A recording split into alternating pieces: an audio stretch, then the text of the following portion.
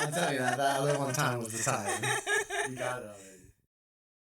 You ever just like sometimes look at yourself and say, why? Why am I like this? I take myself too seriously sometimes. Like, okay, I was just reading through my notes, just trying to make sure that it all makes sense and it's stuff that I want to talk about. And just reading it, I'm like, oh my gosh, girl, give it a break. Calm down a little. Why are you so serious all the time? Like, the first line of my script says, in case you're wondering what an example of a functional depressive is, I am definitely that.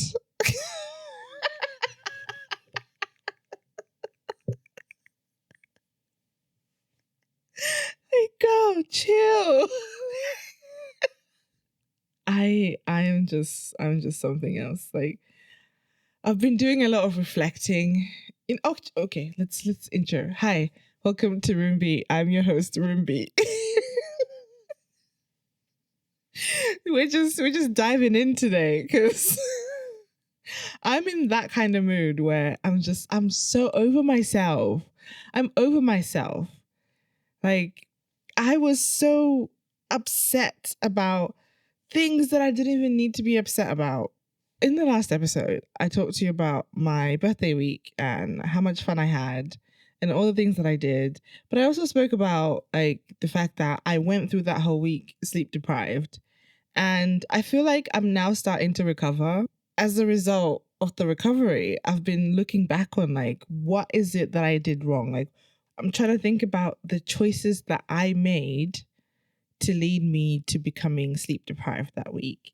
And I'm going to dive a little bit more into that in this episode. But now that I'm at a point where I've already done that reflection and I understand that, I'm like, oh, chill out. Take a chill pill. Like, the same could be said for even me just doing this, you know, like that why question has been stuck in my mind because like I also want to know why I'm doing this, why I have a podcast that I share on the internet, why I am pushing myself to the point of losing sleep just so I can create content to a handful of people. You know, like I'm trying to understand the why. I'm an attention seeker. At the end of the day, people who do this are attention seekers, and I want attention in some form. Loads of people want attention, and there are so many attention seekers out there, especially on the internet. So, what's my other why? Anyway, let's get into this episode. In case you're wondering what an example of a functional depressive is, I am definitely that. So, I'm happy to report that in the first quarter of 2024, I managed to have both the best week of the year so far and the worst mental health week at the same time.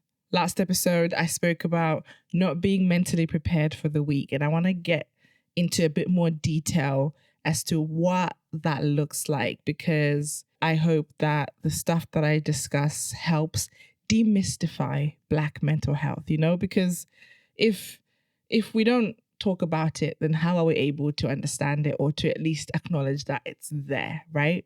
I wish I had people in my family who readily told me about this. I wish I didn't have to wait until adulthood for me to understand that it's okay to feel and think the way that I do because you're not the only one. I spent way too much of my life keeping what I felt to myself because I just thought I was weird. Nobody got me. But the reality is somebody did and somebody will. What is mentally preparing for a busy week, especially for someone who has depression and anxiety and all the fun and exciting symptoms that come with that? So my number one question to anything and everything that I do, I have to ask myself what exactly it is that I'm capable of doing. And what that looks like is figuring out how much energy I have and how much I'm willing to extend myself in order to get through what I need to get through. because most importantly, I need to conserve energy for anxiety, for sadness, and for any general feelings of terribleness that I'm going to experience that week. Because, like I've mentioned before, I'm always depressed. Like, there's never a moment when I'm not depressed. It's just that sometimes I'm less depressed than other moments. And so it can happen at any moment. I can get a panic attack at any moment. I can feel depressed at any moment. So that's what part of that energy conservation process is. It's just something that I need to acknowledge when planning ahead. And that includes planning my sleep. I need to schedule sleep. And I know it sounds silly, but it's literally just like exactly what most people do every night. Make sure you go to bed at a certain time and make sure you wake up at a certain time. Because at least if I schedule that, I know that I'm guaranteeing myself a certain number of hours of sleep every day to help me recover, regroup, and re energize for whatever I need to do the following day. Because at the end of the day, I'm the type of person who goes hard or goes home. So if I'm out socializing, I am going in. If I'm out spending time with family, playing with my nieces, I'm going in. You know, like if I'm out and I'm spending time with you, I'm putting 150%. Like I am a full-blown participant in everything that I do. And yes, it is to my detriment, but it's okay. I bees who I bees. That said, I also want to point out that I am so grateful, so grateful to have had 10 great friends choose to come and spend their time with me to celebrate my birthday. I had so much fun with my friends, and it was just the perfect cherry on top of my birthday, especially after that one time I tried to go out and make friends and nobody spoke to me. So it was a welcomed relief. I was reminded that the homies that I already have are pretty stellar. I want to dive into what my week looked like, especially for my mental health. I wasn't eating. Outside of each time I was socializing with people, I wasn't eating. I wasn't sleeping. I had a huge fear of being perceived. I was scared to go out on my own. Each time I went out, I was around family and friends. So I was completely comfortable. I was at my happiest. I am with the people I'm most comfortable around. So I was great. I was doing good. And nobody would have known that I was not okay. In that moment, I was good. It was actually healing and fulfilling and energizing for me. Once I was alone, I didn't even want to be outside on my own. I just didn't want to be perceived. I felt ugly. I felt undesirable. And I was focusing on the negatives. And it's like, of course you were. Your poor brain was tired. I was exhausted, you guys. I was so tired. It makes no sense how tired I was. So it became very easy to do the easiest thing, which is to just listen to the negative thinking, listen to the racing thoughts, focus on the worry, focus on the stress, focus on staying up and not sleeping and worrying more and being confused and stressing and thinking about trying to do everything all at once. I was tired. Another thing I noticed was that last week I mentioned backlogging stuff. So if I know that I'm about to have a busy week, I should backlog some work. So have a video ready, have a podcast episode ready. And as easy as that was to say that I can do, that's not what actually happened, right? The reality is I did put in work and I ended up not posting anyway. So it's like, why not just do what naturally happened?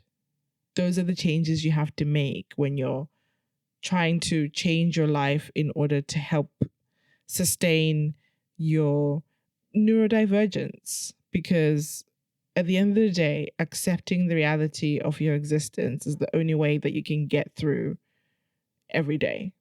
So I know that when I don't get enough sleep, I am a bad time.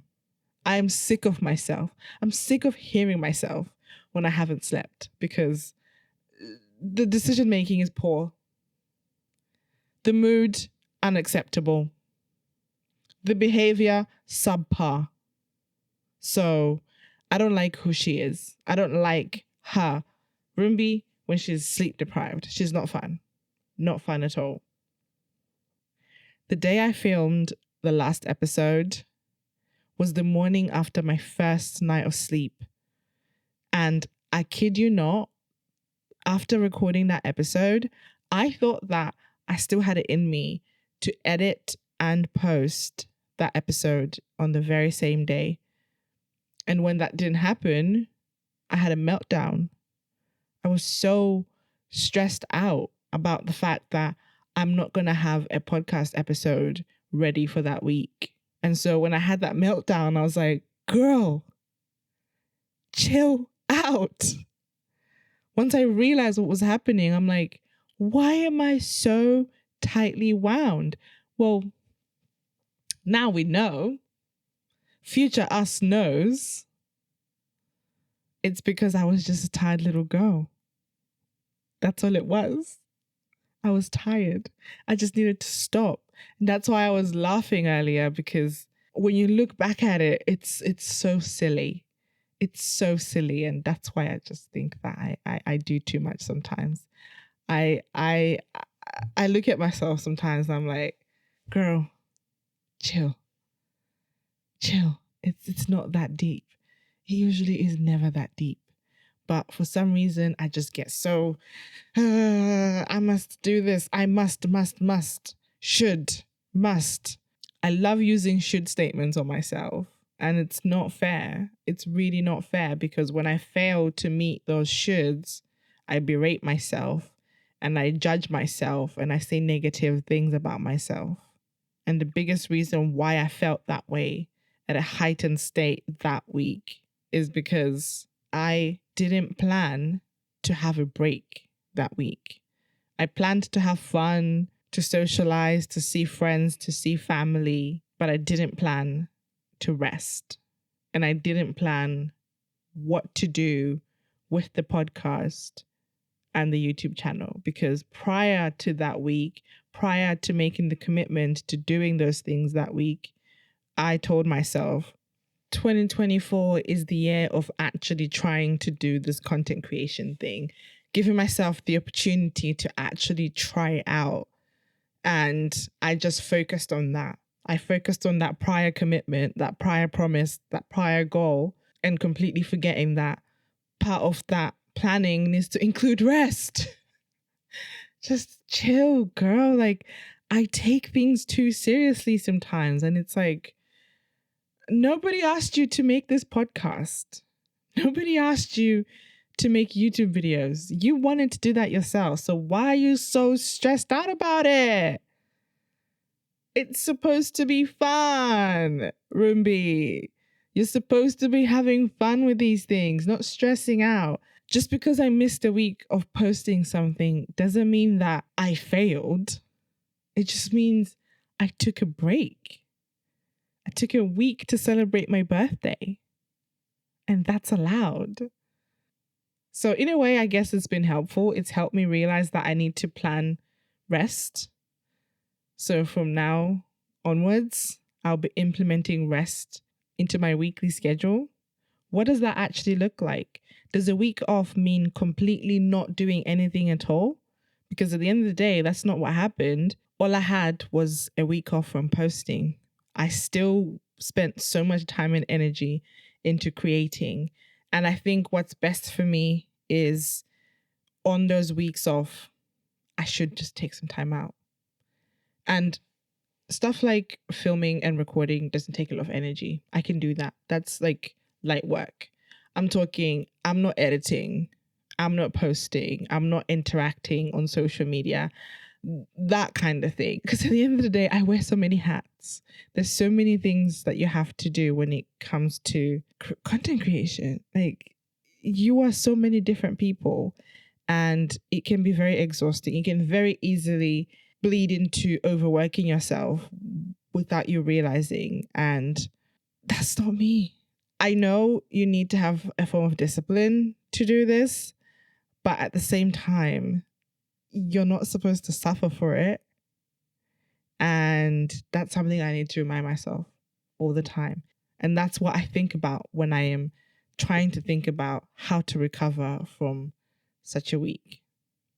You know, to some, it might be really silly that I'm like being so hyper focused on what happened to me that week. But to me, it's important. I think it's so important that we regularly reflect on what it is that we do and how we do it. And if I really want to focus this whole year on doing this, then for me to be able to get to the end of the year and still say that I spent this whole year creating content, then I need to schedule that time off. I need to do that. Some of the best advice I've ever read was that when you feel like you hate the world, eat. When you feel like the world hates you, sleep. And when you feel like you hate yourself, shower. And I'm telling you, I've never heard truer words because it always, always, always works. It's so relatable and so, so applicable. Many a times I've reflected back to those three statements and I've always felt better after deciding what it is that I need to do. And in the case of my birthday week, I needed to take an everything shower. You know, an everything shower. You know when you just do everything. You shampoo the hair, condition, deep condition, detangle, shave, everything. Use all the oils, all the serums, the butters, all of it. Give yourself the opportunity to just stand under running water, feel some water on your scalp. There's just something about the rejuvenating aspect of taking a shower. I don't know how to describe it. It changes everything. And so I did that. Amongst the sleep, I was making sure that I'm taking the time to cleanse my body, to nurture my body, whether it's through food, through water. Everything I did, I was just focusing on trying to feel better because by the end of that week, I was not doing good. So, sleep habits, eating habits, my mood changes. Those are the patterns that I look out for when trying to learn the coping mechanisms that I need to exist in this world with depression and anxiety. I have to accept that some things I'll never figure out, but the few things that I can, it's totally worth figuring it out because it means that you don't have to go into bad places. As much as I can joke about being sleep deprived for so long, at the end of the day, we have to acknowledge that sleep deprivation is directly linked to our mental health. So, accepting the fact that poor sleep can lead to worse mental health, it creates an easier decision making for what to do in order to help yourself. And that's why I am so grateful for the fact that I am this introspective because I allow myself to get to a decision that is so easy to make because in my mind, there's no other option because the alternative would be to just hurt myself. And so I'm never going to willingly, continuously do something that I know is going to hurt myself. So if you don't like something and you want it to stop, it's very easy for you to come to the realization that you've got to do something about it and to just do it. And for me, I cannot deal with myself when I'm sleep deprived. I am sick of myself when I'm sleep deprived. I can't even imagine what it must be like for other people to deal with me when I'm sleep deprived. So I try to just nip that in the bud. And that's why I spoke about it on here, because the name of the game is just acceptance. The moment you accept it, the next steps are very easy to follow through with. Whether the triggering event is through lack of sleep or anything else, I go through this once a month. If I'm having a good month, it will happen once a month. But if I'm having a bad month, it will happen every week. And so that's why I have to think long and hard about these things. And that's why I take the time to reflect on what happened so that I can change that, because it's not fun going through it. At the end of the day, it's very dramatic what I go through. Being depressed and having anxiety, it's so dramatic.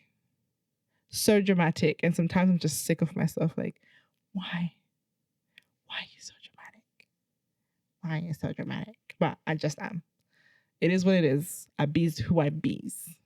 And with that said, I hope that you stay awesome, be kind, and spread positivity.